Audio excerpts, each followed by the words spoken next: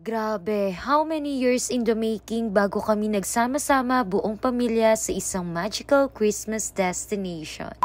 Hey, it's me, Bads Veron. It's another day, another ka-vlog-vlogan.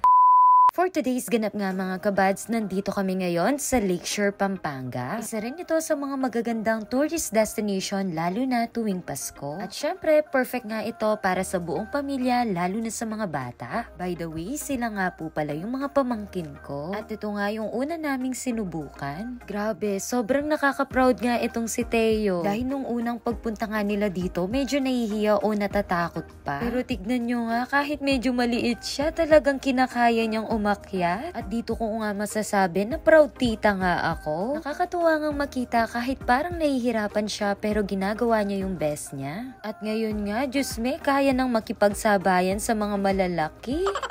Sa totoo lang, nakakatuwa ngang makita ang mga bata na naglalaro sa mga ganito. Dahil hindi lang physical ang gumagana sa kanila, kundi pati yung pag-iisip. Ay Diyos me, pati pala si Mariang umaakyat na. Grabe, sobrang tawang-tawa nga kami sa batang to. Alam mo yung tipong pinipilit niya talagang umakyat. Pero nakakabilib ha, kasi nakakaya naman talaga niya, kaso lang medyo mahaba yung damit niya. Kaya nandito naman yung kuya niya to the rescue. Pero grabe, ramdam ko na yung paghihirap ng batang to.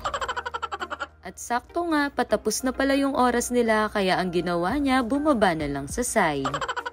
At pagkatapos nga ay nag-ikot-ikot naman kami. At dahil hindi pa nga nakakapunta itong kapatid kong babae, dinala ko na nga sila dito. Matagal na nga niyang nire-requesto at buti na lang natupad na. At ngayon naman nga ang request nila ay sumakay kami dito sa may tren. At syempre pagbibigyan natin sila at sasama na rin tayo para makaikot dito sa Lakeshore. By the way, tamang-tama nga lang yung pagpunta namin dito dahil hindi ganun karami ang tao. By the way, kung itatanong nyo sa akin kung magkano po ang bayad dito sa may tren is 70 pesos per head po. At 2 beses niya po kayo iikot. Dito nga sa bawat pag-iikot talagang makikita mo na paano kaganda ang Lakeshore. Makikita mo ang mga iba't ibang klase at kulay ng mga ilaw, mga iba't ibang dekorasyon at sumisimbolo sa Pasko. Grabe, ramdam mo na talaga ang Pasko. Ay oo nga pala, tapos na pala.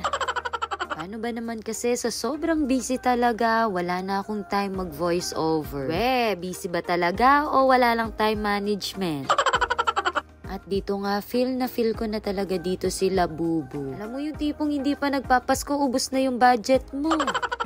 After naman nga namin gumala, pumunta naman kami dito sa may food area. At sabi ko nga, dito na rin kami magdi-dinner. Pero isa talaga sa mga gusto kong balik-balikan nga dito sa may Lakeshore, itong Ilocos Empanada. Dahil ito talaga yung masasabi ko na gawang Ilocos talaga yung empanada nila. Sa mga oras ngang ito, medyo dumarami na yung tao, lalo na dito sa kainan. Kaya sabi ko nga kila mama, maghanap na sila ng lamesa at uupuan. Bumili nga kami ng pagkain dito kay Chicks ni Bro. Pagkatapos, chicken biryani, fries, and empanada sa iba't ibang stall. Pinakagusto ko ang ulam dito, itong bangus. Fairness, masarap din yung pagkain dito kay Chicks ni Bro. Lagi ko nga yun nadadaanan tuwing papasok ako nun sa Kamuning, Mexico. At habang kumakain nga ay nanonood na rin kami ng banda. I came across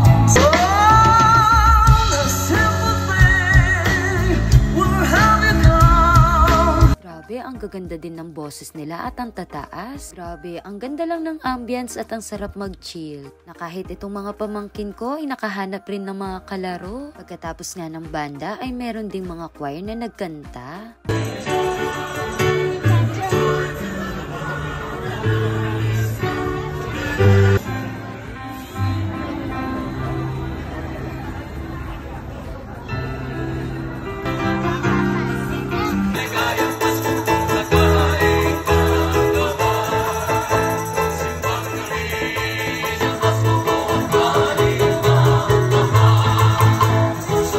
Tapos naman nga, pauwi na kami at ito yung nakita ko. Grabe, hindi ko kakayanin to. Pero syempre, hindi kami uuwi hanggat hindi ko nasusubukan yung horror house nila dito sa my Lakeshore. Hindi ko nga alam kung ano ang nasa isip ko, pero ewan ko ba, gusto kong subukan. Alam nyo ba, sa totoo lang, this is my first time na pumasok sa isang horror house. Sa totoo lang, ayaw ko naman talagang subukan to dahil kung mapapansin ninyo, saan tayo nakakita ng Pasko na nakakatakot?